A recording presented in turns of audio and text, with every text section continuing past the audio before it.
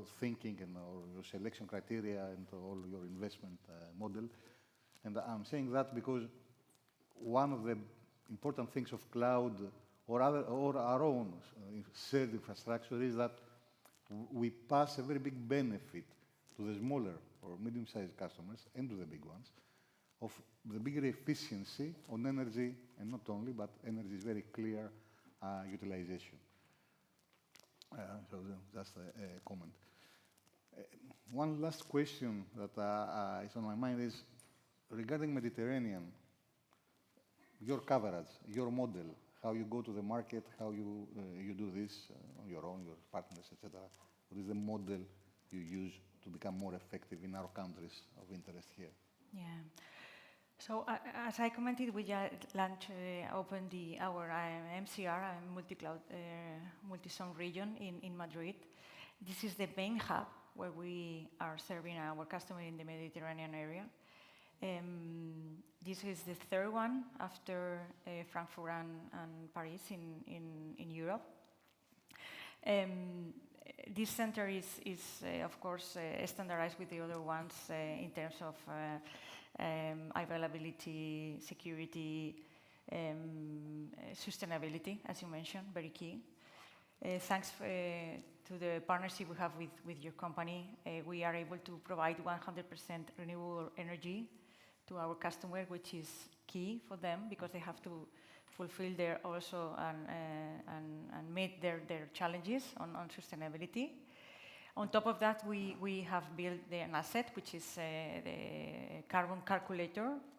It's an AI-based solution, dashboard. So we allow the customer to see in which service, in which application they are using more or less, they are having more or less emissions. So very critical sustainability for us.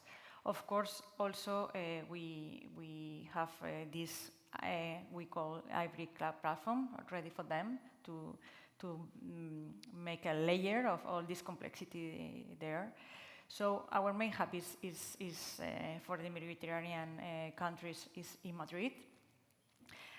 On the other hand, of course, since we work with a lot of international companies, we serve their needs where they are. So we have customers that are running in 10, 12 data centers around the globe because their customers, their platforms, their applications are there. But again, our MCR in Madrid is key for the Mediterranean business. And well, so far, very good, growing. And thanks again for your partnership on this data center. Well, it's a pleasure. And I mean, also talking as a user coming from Greece of such services, it's important also that you combine these assets, let's say, that you grow the demand of your customers with specialized teams that you have in virtually every country around Europe that knows how to put the cloud, let's say, facilities in best use for your customers. And also, I mean, I have been proud, I have been lucky to have worked with many of your channel partners also that combine this knowledge along with on-site resources. Because at the end, I mean, it's not the cloud that everybody is selling, it's the use of the cloud. And the use of the cloud is resources plus people that know how to manage it, plus applications, and all these things that become relevant to one's business. On top of that, talking about hybrid, when you have a hybrid model which includes resources from the customer, even if the public part is in Madrid, the hybrid, the private part of the hybrid could be in Athens, in Marseille, or everywhere else. So, this is the magic, yes. Yes. Of the technology, yeah. So, thanks a lot for taking the time to be with us. Appreciate it. Thank you very much. And thank you.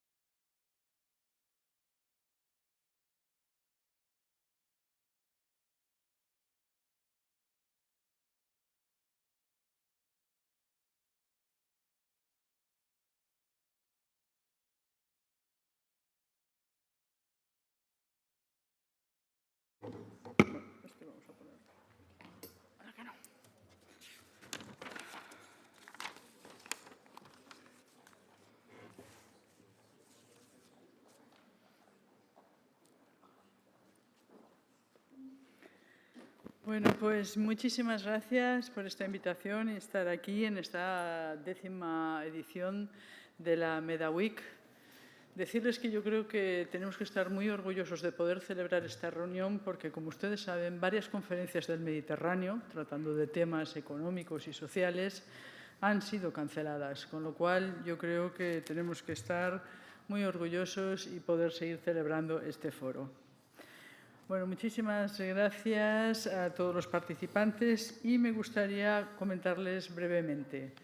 A nosotros, la Fundación Alternativas, un lobby del Gobierno español, nos encargó a Javier Albarracín, que él es consultor y especialista en temas de Oriente Medio y Middle East y países del norte de África y profesor universitario, que elaboráramos un informe para la Fundación para que se presentara justamente en lo que anunció el ministro Álvarez, el ministro de Exteriores español, el pasado diciembre sobre un foro regional mediterráneo. Bien, este foro tampoco tendrá lugar, con lo cual nosotros sí hicimos nuestros deberes y hicimos nuestro trabajo. Bien, este informe, Transición Digital en un Mediterráneo en redefinición, bueno, es un documento de trabajo, pero sí que tiene unos puntos breves que sí que me gustaría compartir con ustedes.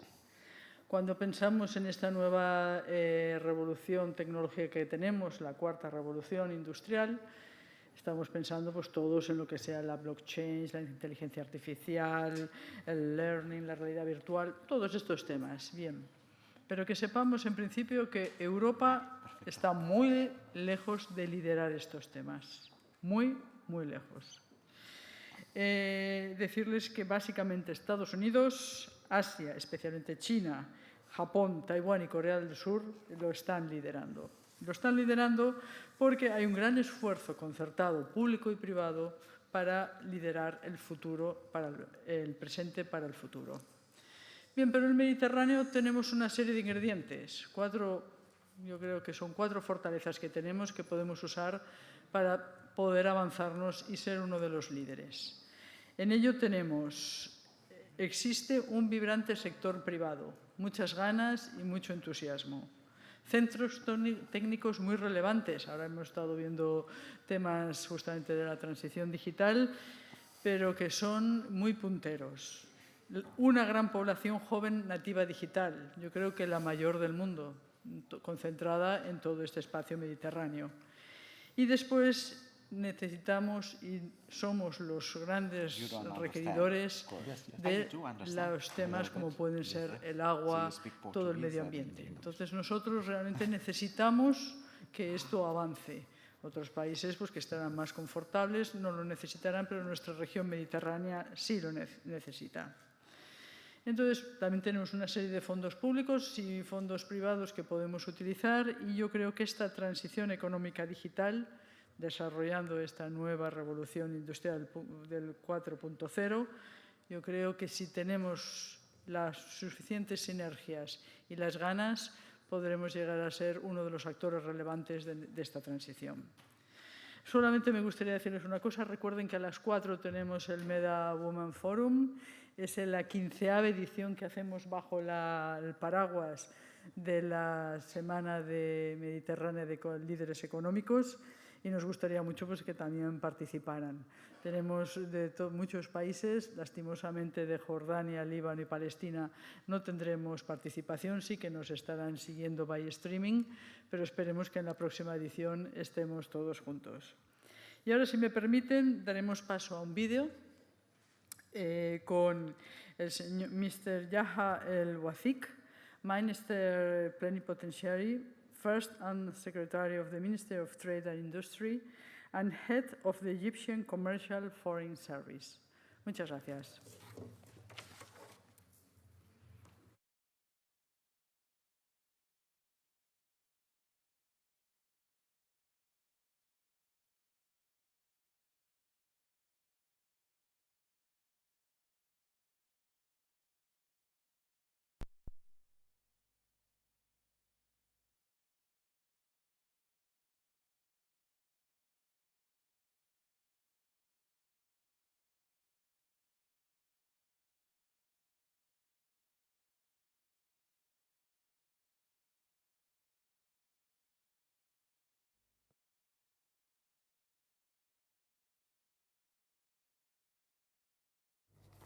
Distinguished guests, ladies and gentlemen, first I would like to extend my deep appreciation to the Association of the Mediterranean Chambers of Commerce and Industry, AfCTA, and Barcelona Chamber of Commerce, Industry and Navigation for the well preparation of this event.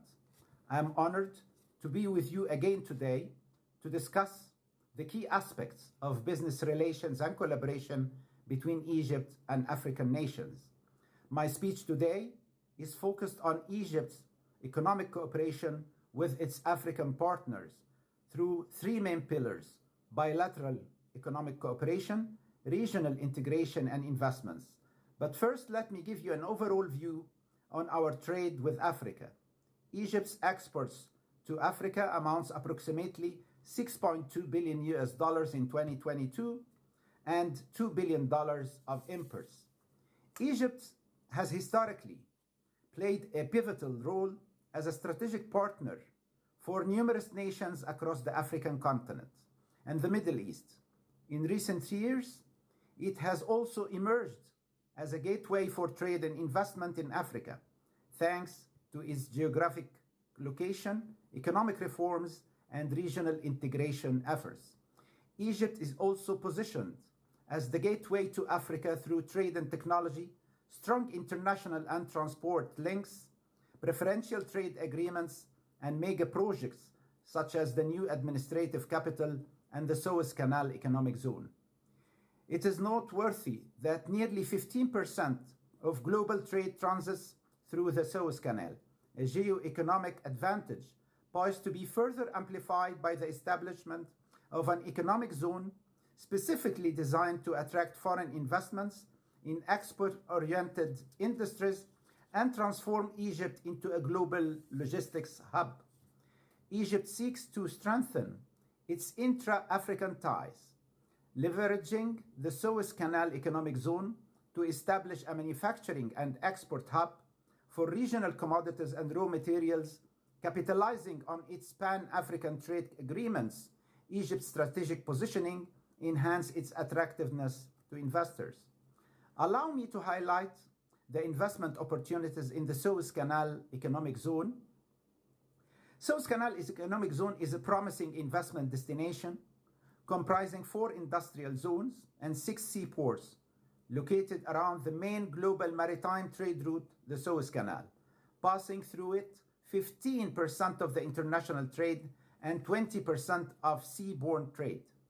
The Suez Canal Economic Zone is well connected to the new modern roads of Egypt and enjoys direct connection to the new Suez Canal tunnels, facilitating transportation between its 2 banks.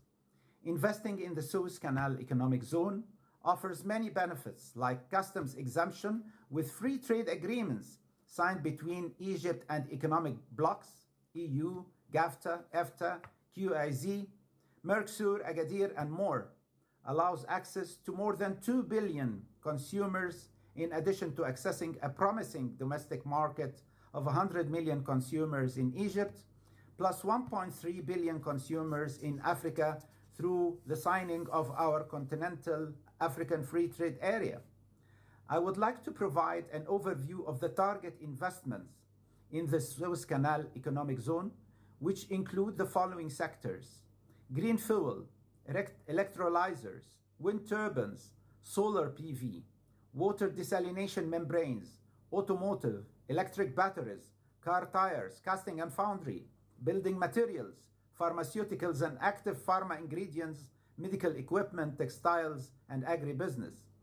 In this domain, His Excellency Abdel Fattah el-Sisi, President of Egypt, and His Excellency Jonas Gahr, the Norwegian Prime Minister, inaugurated the first integrated green hydrogen plan in Africa during the Leaders' Summit at COP27, located at the Suez Canal Sokhna Industrial Area.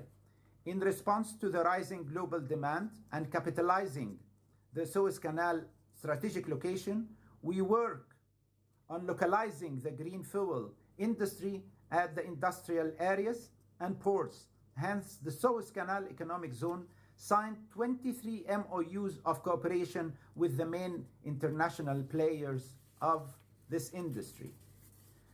Distinguished guests, Egypt is committed to Africa and pledges to boost trade, to boost investment and cooperation with the African countries by strengthening regional ties and economic integration across the continent. It is worth mentioning that there are no doubts that the regional investment movement plays a crucial role in African regional economic integration, and organizing such an important event will help us sharing experiences in encouraging national and regional investment. It will also offer a platform to introduce practical solutions for the private sector to encourage investments and movements between European and African countries. Ladies and gentlemen, the implementation of the African Continental Free Trade Area provides momentum to attract greater attention toward more technology sectors that generate local value addition and employment opportunities. And the African Continental Free Trade Area also aims to strengthen national and regional competitiveness by facilitating regional economic performance and industrial innovation. It will help enhance regional supply chain capabilities and contribute to the efforts of supply chain hubs to foster economic development in Africa. Egypt's favorite position with the regional economic communities in Africa serves as a compelling incentive for FDI inflows, making it an attractive hub for production and export to its African partners.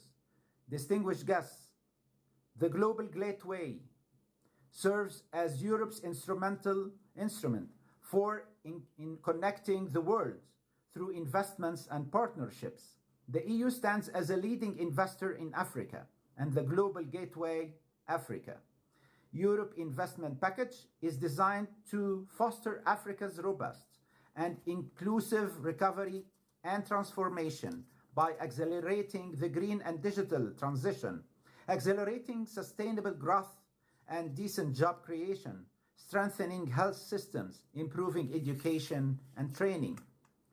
The initiative focuses on several key areas, including sustainable energy, agri-food systems, climate resilience, transportation, healthcare, and education. The EU possesses the capabilities to provide Africa with a vast array of investments, expertise, and technology, enabling the continent to achieve sustainable growth, prosperity, and strengthening continental and regional economic integration. I extend this invitation to the European companies to collaborate with their Egyptian counterparts in establishing joint ventures across African nations by leveraging Egypt's strategic position and its membership in various free trade agreements with its African partners. We can transform Egypt into a launchpad for international companies. We can transform Egypt into a launchpad for international companies. seeking to access and expand their reach into African markets. Thank you so much. Well, good afternoon to everybody and welcome to this 20th edition of the New African Business Development Forum. It's a very special occasion because it's the 20th edition. That means that we started 20 years ago as a way for the European Institute of the Mediterranean to cooperate, collaborate with AfCTA and the Barcelona Chambers of Commerce. So it is for me as managing director of the IMED an honor and a pleasure to moderate this session on the 20th anniversary. And I would like to start by thanking all those who made this session possible, starting with my staff at the IMED, Antoine and their colleagues, as well as the staff of AfCTA that have been working very hard to make this Medaweek edition a success. I said 20 years, and the world and the region has changed dramatically in 20 years. 20 years means 2003, so 2003, 2023. And imagine how the world and the region looked like in the year 2003. Myself, I was going to the university, so I barely heard of the Mediterranean region back at that time.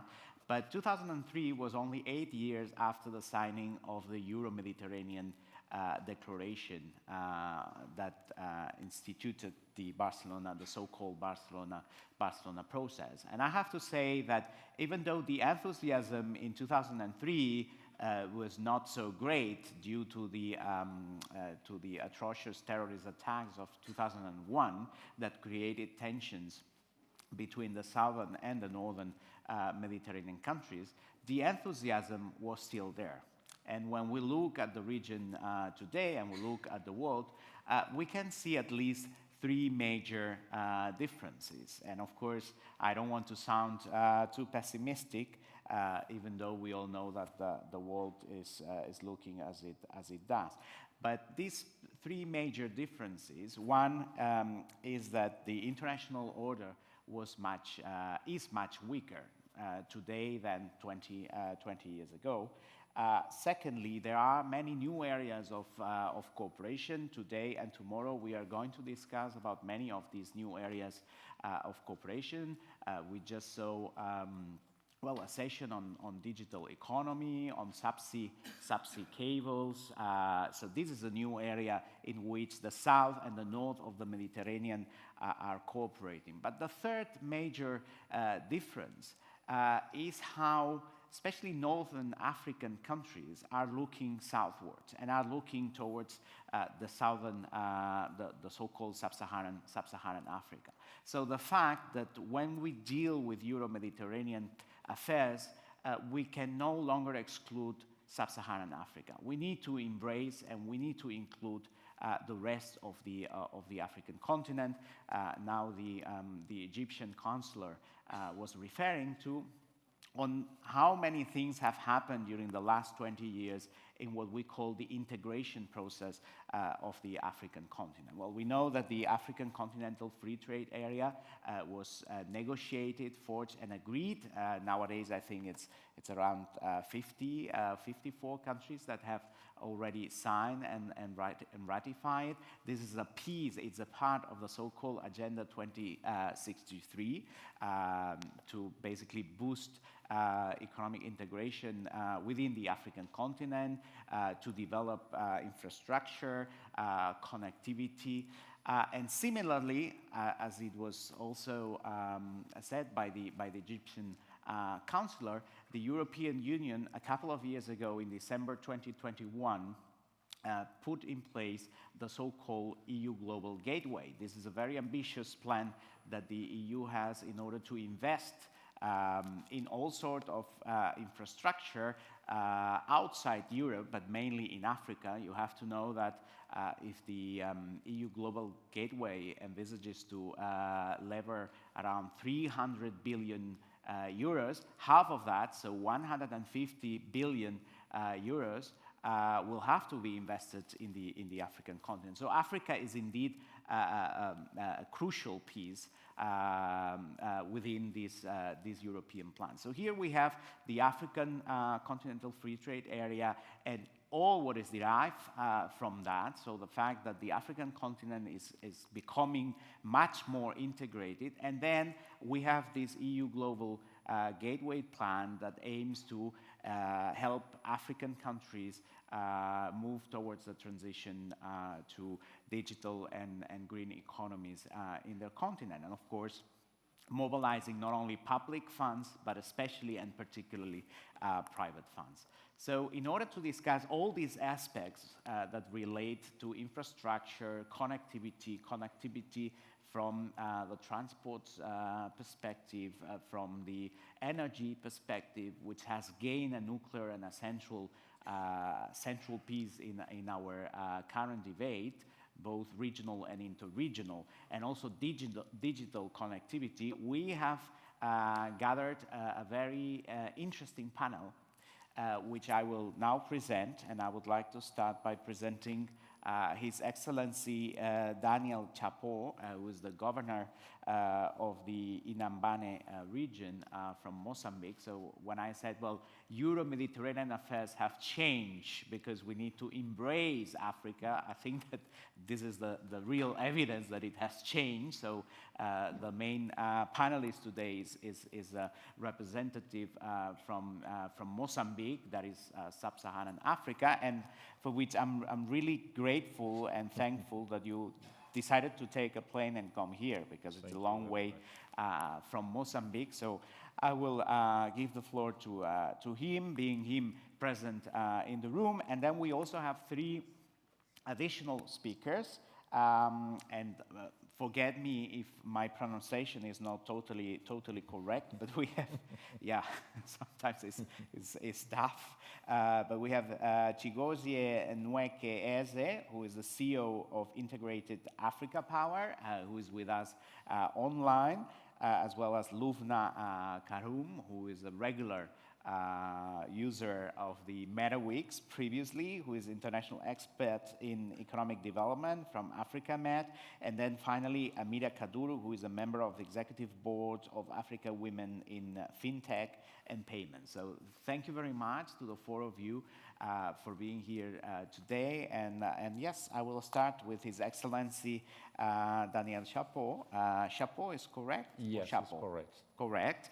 And I would like to, well, I have like several questions Yes. that I could actually ask you, but as I'm going to give you the floor for some 10 minutes presentation, Yes. I would like to concentrate, to focus on the transport connectivity. So where we are, where we stand at the moment, and where we need to go for. Because indeed, when you look at the African continent, of course, there are many gaps there, especially between North Africa and Sub-Saharan Africa. There's a very wide region which is very poorly connected from a transport perspective.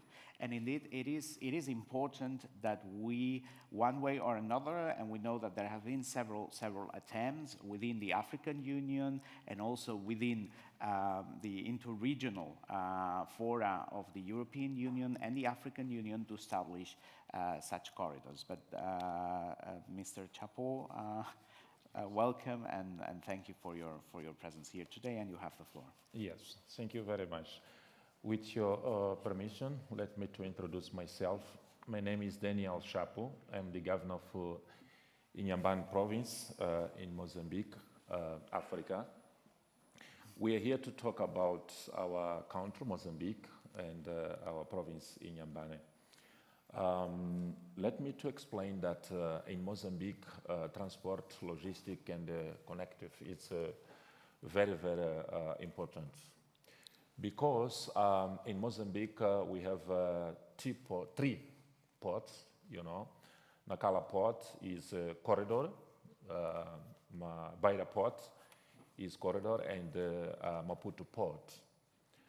Our location or our localization is strategic for our continent and for our region in Africa, because you know that if we have the port, if we have the railways and roads, it's very important to make a connection to give answer your question. That's why now in Mozambique, we think that infrastructure is very important to our development in Inhambane too. Now in Inhambane, we have projects, the big project, we call it 222 roads. Our goal is make the roads from Inhambane to South Africa. You know that South Africa is our big economy in our region. That's why we want to link our province Inhambane with South Africa. We think that now we have many potential in our province, like tourism is our branch in Inhambane. Inhambane is the capital of tourism in Mozambique. You know, we used to receive many tourists from Europe, from America, from Asia, and Africa, South Africa. That's why we think that it's very important to build the road from Inhambane to South Africa. But we know that if we have roads, it's very important to build the railways and the port. That's why now we think that this is our big project because we know that infrastructure is very, very important. Another thing,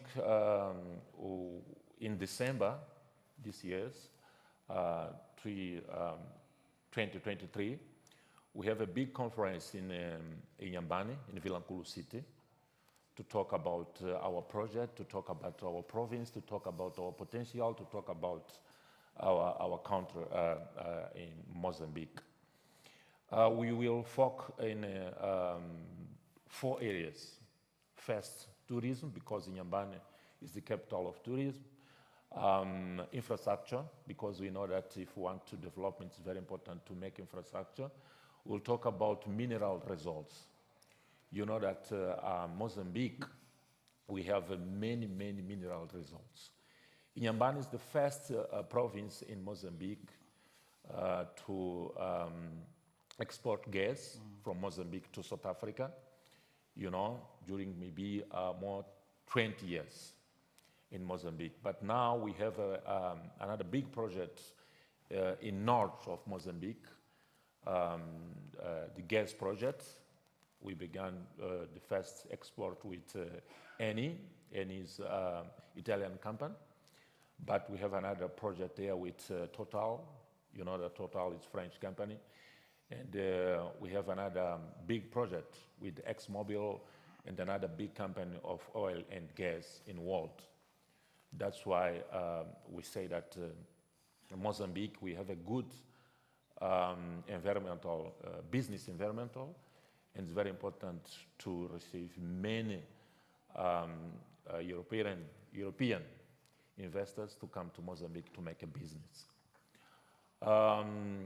In our conference, our focus will talk about tourism, we'll talk about infrastructure, about mineral results, and about agriculture.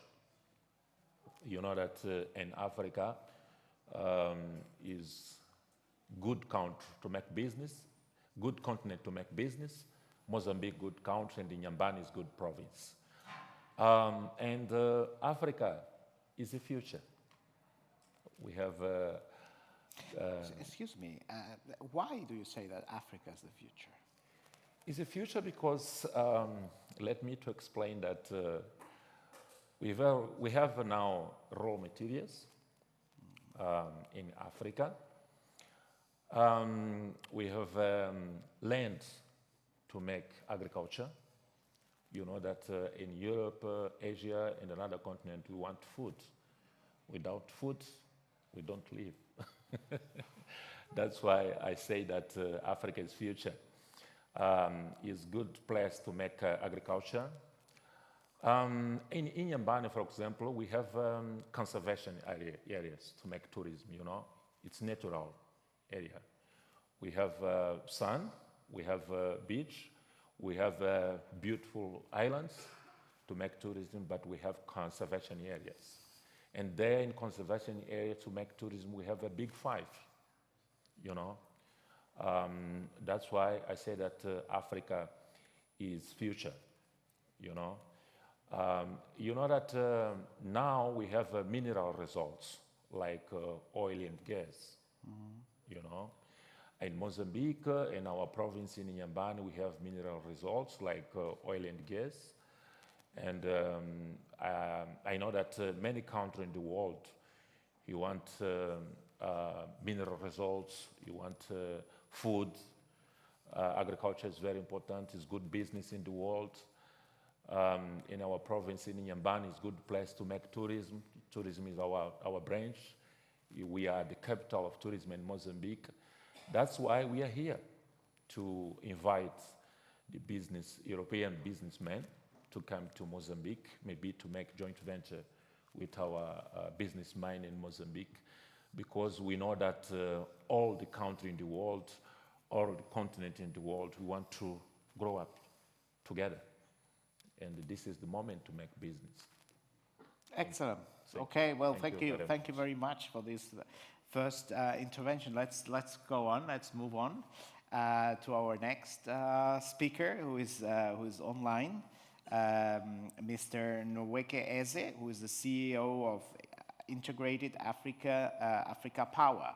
So again, let's move from, let's say, transport infrastructure, tourism infrastructure, into electrical connectivity and energy connectivity in general. So what do you need to say about this? Yeah, thank you. Can you hear me? Absolutely. Perfect. Thank you so much for having me. It's actually, I would have loved to be there in person as I'm currently, as we speak, in Bonn. But I look forward to next time to be there physically. But yeah, I think this is a very, very interesting theme we have. Of course, Africa is a continent that is closest to, Europe, has been neighbors to Europe for a very long time. There has been all kinds of economic activities, but now these economic activities are being redefined. You've mentioned the European Global Gateway, which I think is also a very, very important tool that can plug in to several of this relationship that is going forward. At Integrated Africa Power, we specialize in energy and infrastructure with the aim to develop the energy sector within the African continent, and also to potentially trade energy and electricity through collaboration with Europe and other continents. And of course, we are dealing with many aspects of it, including renewable energies, as you know, that is now becoming more and more important, given the climate change and energy transition era. We play very strongly in this. Another area that we have increasingly began to play a huge role is in the area of green hydrogen. As you know, green hydrogen is also becoming a very important vector for decarbonization. Yeah, so to unpack these two, I think this is a very important. Sub-Saharan Africa becomes very, very important economic partner to Europe when it comes to the energy sector. Most of the sources, renewable energy resources we're talking about, be it solar, be it wind, be it geothermal, happen to be huge, in huge quantity in the African continent, and also at a very competitive price of production. That makes it worthwhile for Europe, which wants to pursue energy transition goals, to consider trading of electricity or energy molecules.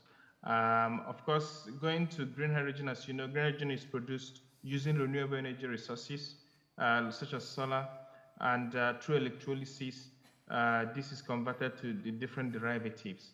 The recent EU report has established that EU is willing to import 50% of its green hydrogen needs. And this is also another area that is burgeoning to be a very viable cooperation linkage to many sub-Saharan African countries. As we speak, there is MOU signed with the country of Namibia between many different African, European countries. There are MOU signed with South Africa, with a lot of European activity, and also Morocco, Egypt, but also a lot of investment activities going on in this particular field of development, looking forward to trading of these energy derivatives. But what do we actually consider? What do we need to think about in this whole context? We need to think about sustainability. We need to make sure that this trade does not, cause damage to environment and to economic progress of the continents that trade them. Because of course, as you know, historically, there has been some challenges in this. And of course, this involves bringing the two parties on the table and understanding what needs to be done. There has been mistakes in the past, especially more recently with the initiative called Desertec.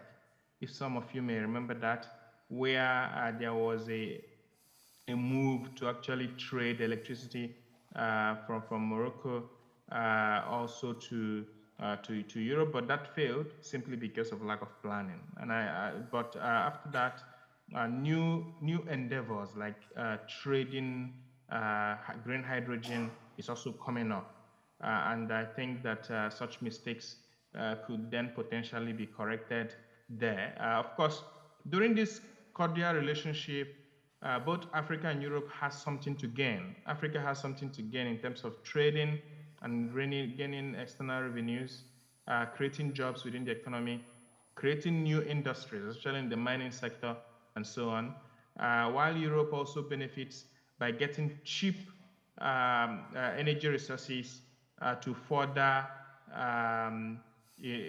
their energy transition agenda and to also meet the several climate change treaties and agreements. Of course, to unlock all of these things requires a lot of things. It requires governance. It requires, a lot of, processes, and also, of course, financing, climate financing, energy transition financing, of which we know a lot of already going on, but this needs to be improved. But all in all, we want to also see more improvement in infrastructure, interconnected infrastructure that allows this to happen. And of course, to see several projects that are being planned come to fruition, or at least reach final investment decision. And I think, so the energy sector, in short, before I hand over to you, is a very, very key and an exemplary sector that can promote, cordial cooperation between Europe and Sub-Saharan Africa. Thank you. Well, thank you very much, Mr. Nweke Eze, for shedding light on several initiatives and projects in the field of renewables and non-renewables, but in any case, alternative projects to the traditional oil and gas that we were talking before, and that I'm sure that will give and provide new space for collaboration between Africa, Mediterranean, and Europe. You mentioned the example of Morocco as one of the key cases in which there is a very strong bid for not only green hydrogen but renewable energies at large, and that I'm sure that there will be areas to cooperate with. Needless to say, the EU has already signed an EU-Morocco Green Partnership Agreement that aims at developing these joint opportunities. Okay, let us now move on to our next speaker, who is Lumna Karum, who is international expert in economic development from Africa Med. And from my understanding, your expertise is more on the side of digital connectivity and digital infrastructure. There, of course, there's still room for improvement, for new initiatives, for enhanced cooperation between Europe, Mediterranean, and Africa, how this cooperation, collaboration should look to the future. Merci. Ah, vous allez parler en français. Allez-y. Oui, c'est Excusez-moi pour ça. Non, il n'y a pas de souci. Tout d'abord, je tiens à remercier l'AfCTA pour l'invitation. L'AfCTA qui est devenue une maison pour moi. Et comme vous l'avez dit, j'ai l'habitude d'intervenir d'une édition à l'autre. Donc, permettez-moi de m'introduire. Je suis docteur en développement territorial. Et c'est ce qui m'a poussé d'ailleurs à faire une série d'événements à fort impact qui peuvent intervenir et accompagner le développement de l'Afrique. Donc, j'avais commencé en 2016 par le Forum africain des énergies renouvelables qu'on a fait dans plusieurs pays africains. Et aujourd'hui, on est en train de travailler sur le Africa Med Business Forum qui lie Afrique et Méditerranée. Et je pense que c'est la raison pour laquelle je suis là aujourd'hui. Malheureusement, je n'ai pas pu être physiquement à cause de la procédure de visa pour venir.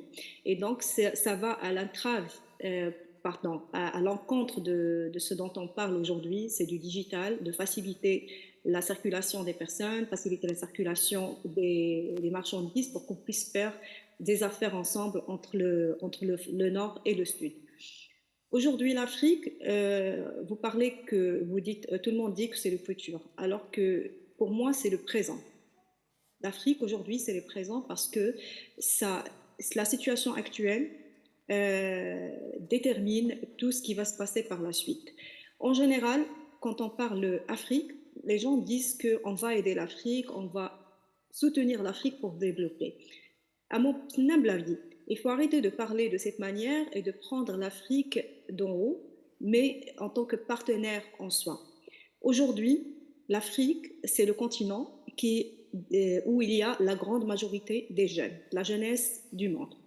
Aujourd'hui, l'Afrique, c'est le plus grand marché au monde et que ce soit pour le moment ou dans les 30 années à venir. C'est pour ça que tout le monde court vers l'Afrique parce que c'est un marché pour les produits, c'est aussi la main-d'œuvre pour les industries. Malheureusement, il y a encore d'obstacles, comme monsieur vient de le dire, que ce soit l'infrastructure routière, que ce soit l'énergie, que ce soit aussi la formation.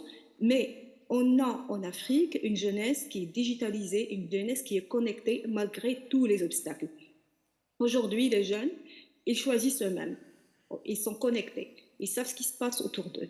Il y a beaucoup de...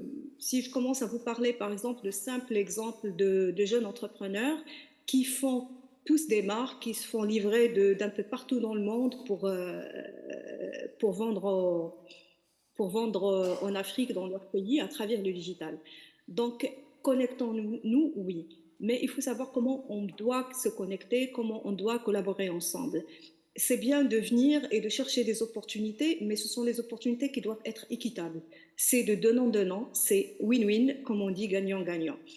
Je crois que je suis un peu éloignée du digital parce que le digital, c'est pas ma spécialité, mais comme je l'ai dit, c'est le développement et le développement territorial. Donc, je pense que la coopération entre l'Europe et l'Afrique à travers la Méditerranée doit être repensée et basée sur des valeurs et des principes d'équité et d'égalité. Voilà. Je vous remercie. Merci, Lubna. And before we open up for Q&A and comments, we will move to our last speaker, who is Amira Kadur, who is a member of the executive board of Africa Women in FinTech and Payments. Yes, vous êtes là? Est-ce que vous allez intervenir en français aussi ou en anglais? Anglais-français peut-être. Ah. Thank you so much. Dans les deux. So, Yeah, thank you so much. So, dear steering committee of the New Business African Development Forum, so thank you so much for this invitation, and I apologize for not being able to be with you in person. So today, as African women, these events are usually a great opportunity of networking, peer-to-peer learning, and knowledge transfer. These values that are very important in our days in this era of green transition and digital transformations. So my name is Dr. Amira Kadour. I'm a university professor, principal researcher for inclusive and sustainable ecosystem, a member of the African Women in Fintech and Payment, a member of the director board of the African Fintech Network, and also a Fintech expert of the MSMEs program, a program funded by the European Union. Before starting my speech, I would like to add to what His Excellency was saying. So Africa will be why Africa will be really the land of opportunity for tomorrow, because we will have 1 to 4 people African by 2015, and we will have this boom in terms of youth. This and very important additional resources that we can valorize with this kind of cross-border and international collaborations. So, dear colleagues, so I would like to ask you a question. How many times do you do a commercial transaction during a day or a week? We can say that an average of 1 transaction per day to buy a coffee or to move from one place to the other. So why I am asking this question? Because beyond the objective of financial inclusion, because the main objective of this session is digital transformation and also fintech. So beyond the objective of financial inclusion, the fintech industry can be an excellent driver to close technological divide and push youth, elder person, and women in Africa and abroad to use technology. If we take a look to the SDGs, so we can clearly conclude that to reduce poverty and support sustainable development, 2 main factors are very important. So first of all, to achieve the SDGs. So first of all, we have the problem of mobility, and the second pillar will be financial inclusion. Here again, the fintech industry can play a very important role, as we can access to e-learning, to e-commerce, to health, and to many other kind of services remotely, and thus to boost e-commerce and economic development. So in countries where there is a problem of mobility, either problem of infrastructure or security, and we can note that in Africa we have a very important problem of infrastructure, road safety, but also in terms of cultural norms that can impact so mobility and access to many kind of services. So how can we enable the development of an inclusive fintech industry that can really support the economic development and not really widen the current gaps under the effect of technological divide? So this can be done through an holistic approach, supporting the participation of women and youth in policy design, in fintech industry, and also in creating projects. So the participation of women in boards to create tailored fintech services and to valorize the importance of diversity in creating innovative solutions. So I would like to add, so for example, with the MSMEs program, we have developed a study showing how the fintech industry is not gender neutral, for example, and we have tried to valorize the importance of cross-border collaboration and also the existing opportunity and lessons that we can learn from the European continent and that we can valorize in the North African countries and the Middle East countries. So in addition of this study, we have also recently developed a training of trainer for the first cohort of women trainer in fintech. and I had the pleasure to train 10 women from Morocco to Jordan to be the first trainer of fintech with the gender lens. Soon we will publish an award that will target the private sector in collaboration with the UAB, the Union of Arab Banks, and also the UFM. This objective is to motivate and to alert the private sector on the importance of investing in inclusive solution of fintech, because the socio-economic payoff of this industry is more than the direct impact, the financial direct impact. So certainly the development of the fintech industry is linked to the development of the regulatory framework. With the MedMSMEs program, we have concluded that the Euromed region, as I have said, we can have an important framework for cross-border collaboration, peer-to-peer learning, and also knowledge transfer, where the Euromed space can be vibrant and a model of an inclusive fintech ecosystem. We have an important resources in the South Med region and also in Africa. The increasing positive role of the civil society from one hand, but also, as I have said, the important capital of youth, which is a very interesting resources that we can valorize more. Based on supporting education, higher education, but also the education of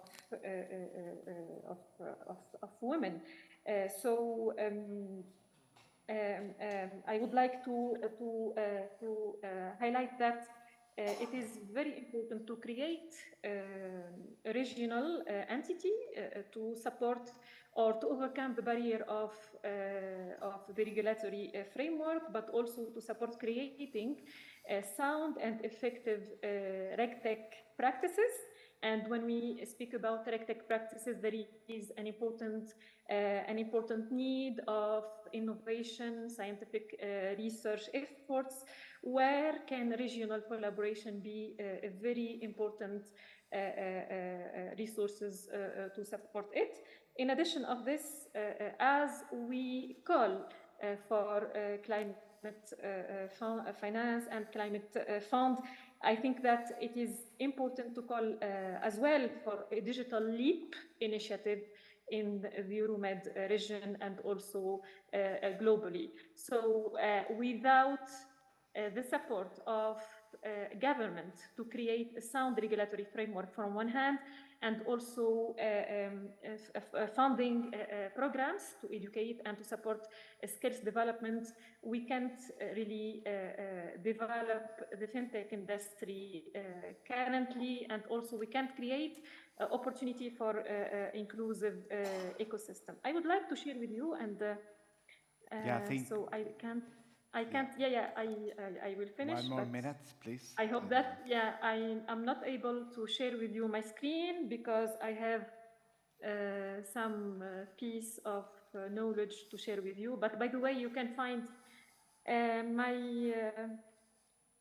my book, which is Centering Gender in the Era of Digital and Green Transition, speaking about Europe, Asia, and Africa. Also, the multiplier effect of fintech, and also another book about systems and use of digital sciences for knowledge organizations. And finally, another paper about the role of higher education as a pillar for fintech development in the MENA region. Thank you so much.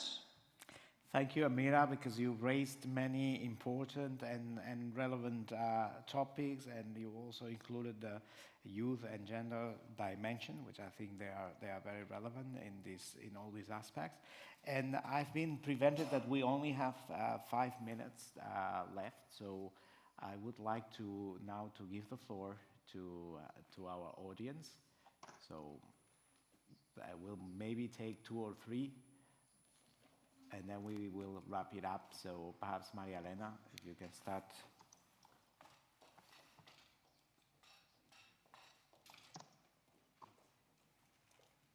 Yes, thank you very much. Thank you.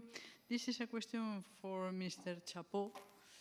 You talk about that, of course, Africa is a new paradigm, a new market that we can go ahead. We know, we are very conscious in Europe that China is very involved.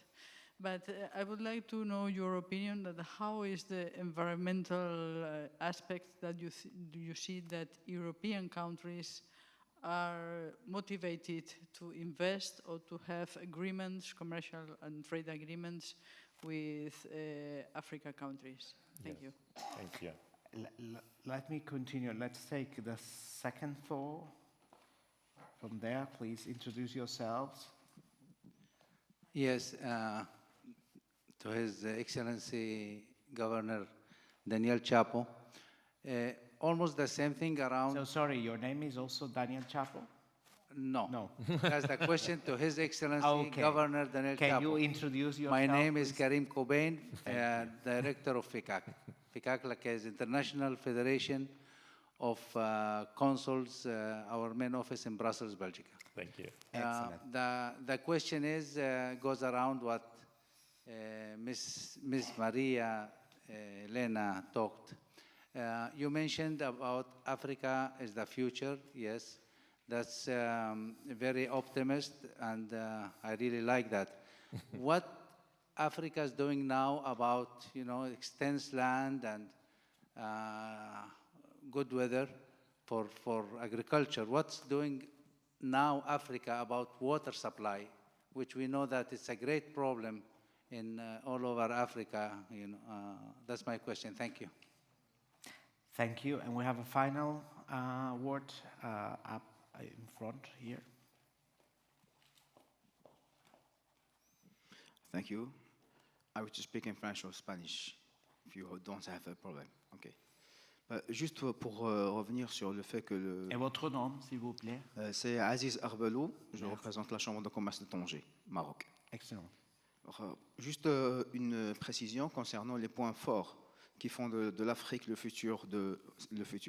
Il y a la situation géographique, c'est un don naturel. Il y a les ressources naturelles aussi. Il ne faut pas oublier deux points qui sont en train qu'on doit mettre le point sur. Premièrement, c'est les ressources humaines. C'est la jeunesse africaine éduquée et connectée. Ça, c'est un point à saisir. Le deuxième, c'est l'absence d'une stratégie ou une vision continentale. C'est ce qui nous manque. Quand on parle d'Afrique, même au niveau des intervenants du panel, chaque intervenant parle de son pays ou bien de son secteur d'activité. Il n'y a pas une stratégie générale qui vise un peu le moyen et long terme, surtout au niveau de la représentation du secteur privé. On trouve plusieurs entités. L'Union africaine est trop loin du secteur privé. On trouve les représentations telles que l'Union des chambres de commerce africaines, dont le siège est au Caire. On trouve aussi la conférence permanente des chambres consulaires franco-africaines, l'idée par la France. Et le dernier point, c'est au niveau de l'investissement direct étranger. Dans le temps, l'Afrique était sous l'emprise du colonialisme traditionnel. Même après l'indépendance, il y a toujours des ingérences politiques et économiques de certaines forces étrangères dans le continent africain. Maintenant, avec la diversification des investissements étrangers, je crois que c'est un point fort pour l'Afrique. Avec la venue de la Chine, de la Russie, de la Turquie, du Maroc aussi en tant qu'investisseur et d'autres puissances régionales. Voilà, merci. Thank you. Point taken. So I'll give the floor to His Excellency, and then if the panelists online would like to also to add, I mean, they can also do it, but please be brief. Yes.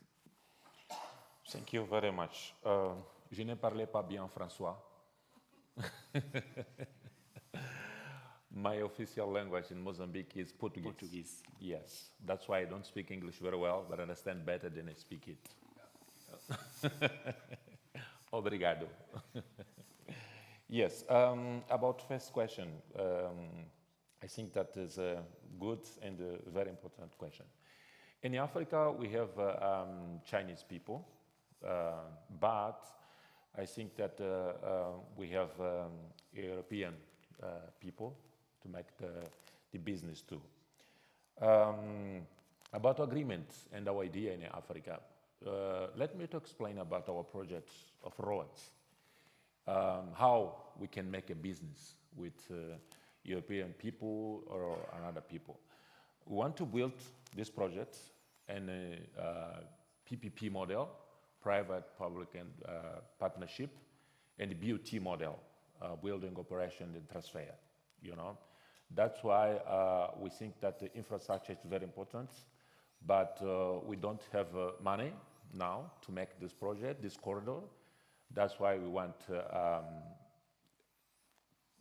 Asian people, Chinese people, or European people. I think that's very important to think that it's very important to be together and to grow up together in our continent. Now, in Africa, and many business and many countries, we used to make economic special zones and industrial zones, economic industrial zones. These zones is free about many taxes, you know, because we know that it's very important to do it, to have many people to come in Africa. Economic special zone, industrial zones, and another duty-free to make a business with European people, because we know that it's very important to make it. About water supply, this is a world change, world challenge, you know, because we know that the climate change is here in world, Africa, Europe, Asia, and all the continents. But in Africa, when I say that Africa is future, I think that we're still in natural area. That's why our rivers, we have water during all years. We have environmental, the rain in Africa is natural, you know. That's why we think that we have land and good environmental to make agriculture, you know. I know that climate change is a big challenge. That's why it's very important to work together, you know, to change the world to be better. About my brother,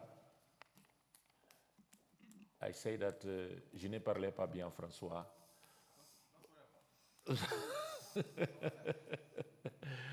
But you were talking about our challenge in Africa, you know, with our relationship with another people, another continent, another country in the world.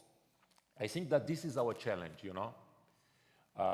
This is our challenge. It's very important to think about it and to know how we can make business with other people, you know, in Africa. Individual people to make business with another people, or country with another country, you know. That's why I think that it's a good question. It's a good reflection, but it's very important to think about it, to get solution about it, to make business in a good environmental with another people in Europe, Asia, and all the countries in the world. Thank you very much. Thank you. Is there any Est-ce other? que je peux intervenir Oui, absolument. par rapport à la question de M. Aziz? Oui, vous êtes Loubna, n'est-ce pas? Non, Docteur Kadou. Ah, Kadou. Je m'excuse. Oui, allez-y, Oui. s'il vous plaît. Oui, par rapport à la question de M. Aziz, je pense qu'en termes de continent africain, nous avons besoin d'un nouveau type, quoique il existe déjà d'un nouveau type d'investissement, qui est l'investissement dans la valorisation de tout ce qui est capital en termes de recherche scientifique. Puisque nous avons un capital énorme en termes de jeunesse, Et ces jeunes, comme M. Aziz a dit, ont donc des compétences en termes de langue, ont des compétences en termes de tout ce qui est science, technology, engineering, mathematics. Je peux partager avec vous que par rapport aux dernières statistiques, par exemple, la Tunisie est le deuxième pays par rapport en termes de pourcentage de population de femmes éduquées en STEM. Même chose en Maroc, nous avons un capital énorme, même chose en Égypte. Donc, par rapport à ça, nous avons l'exemple de l'investissement que le Japon fait, par exemple en Tunisie, et commence à faire dans d'autres pays, qui est la création des technopoles de recherche. Au lieu d'attirer les jeunes à quitter leur pays, pour joindre les pays européens pour donc l'éducation et pour le travail. Donc peut-être qu'il est vraiment temps d'investir dans le continent africain, dans ce genre de centre de recherche pour créer des solutions qui vont satisfaire le besoin local, mais également qui vont partager une connaissance et une intelligence qui peut être partagée à l'international.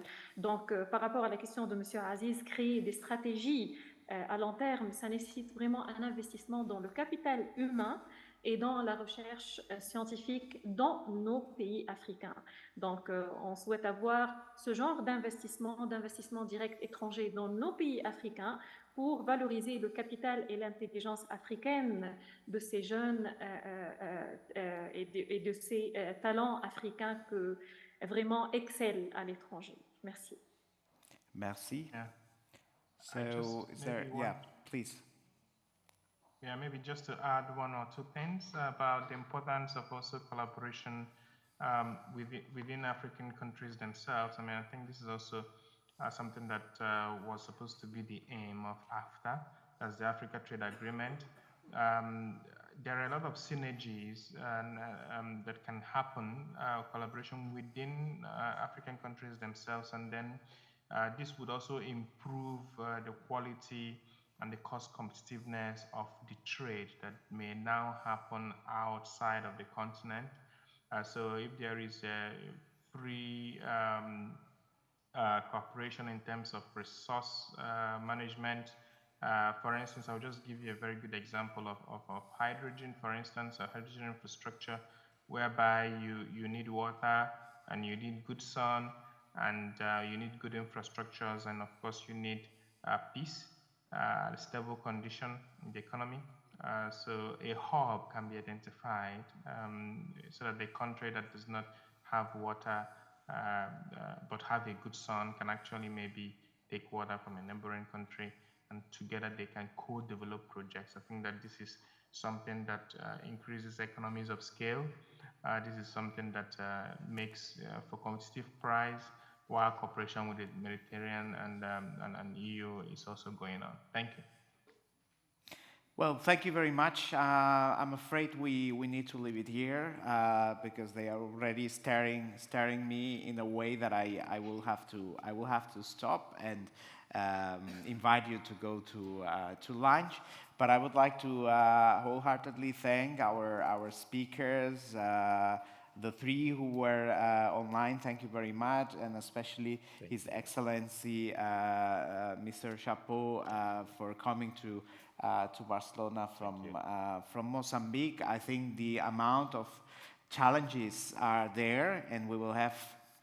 This was the 20th edition of the New African Business Development Forum that started as North African Business Development Forum, but I'm sure we will have 20 more editions in the future to continue discussing these challenges, which are numerous, but as our speakers already explained, things are moving in a certain direction, and in the last 20 years we have seen tremendous progress in terms of probably still insufficient, but progress towards greater integration, or what you said about the regional economic communities not being totally integrated. What the colleague from Tangier said, that when you think about Africa, you think about many different realities and not a single reality. Well, all of that is going to continue changing in the future. So I'm sure that all the elements that you have raised during this very interesting debate will be there. So thank you very much, and I will now ask for a final applause for the speakers that came here.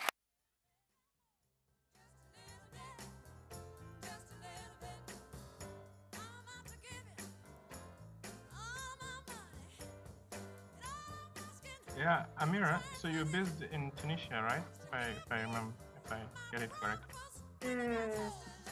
I joined now Saudi Arabia.